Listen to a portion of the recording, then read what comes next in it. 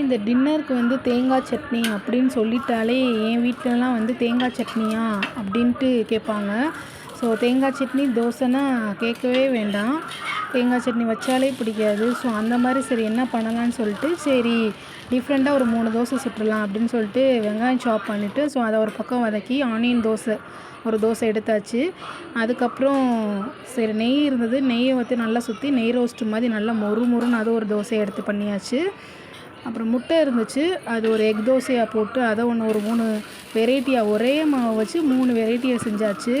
Actually பொடி இருந்தது அப்படின்னா நம்ம பொடி தோசையும் பண்ணியிருக்கலாம். ஆக்சுவலி என் பொடி அன்றைக்கி தீர்ந்தது. ஸோ அதனால் இல்லைங்கிறனால அது ஒரு தோசையை மட்டும் விட்டாச்சு. நெக்ஸ்ட்டு பண்ணிக்கலான்னு சொல்லி ஸோ 3க்கும் ஒரே சட்னி காமனாக தேங்காய் சட்னி வச்சு அன்றைக்கி டின்னரை சூப்பராக முடிச்சாச்சு. ஸோ உங்கள் வீட்லேயும் தேங்காய் சட்னினா யார் யார் வந்து இந்த மாதிரி சொல்லுவாங்கங்கிறத கமெண்ட் பண்ணுங்கள். சேனலை மறக்காமல் சப்ஸ்கிரைப் பண்ணி உங்கள் சப்போர்ட்டை எப்பவும் கொடுங்க. தேங்க்ஸ் ஃபார் வாட்சிங்.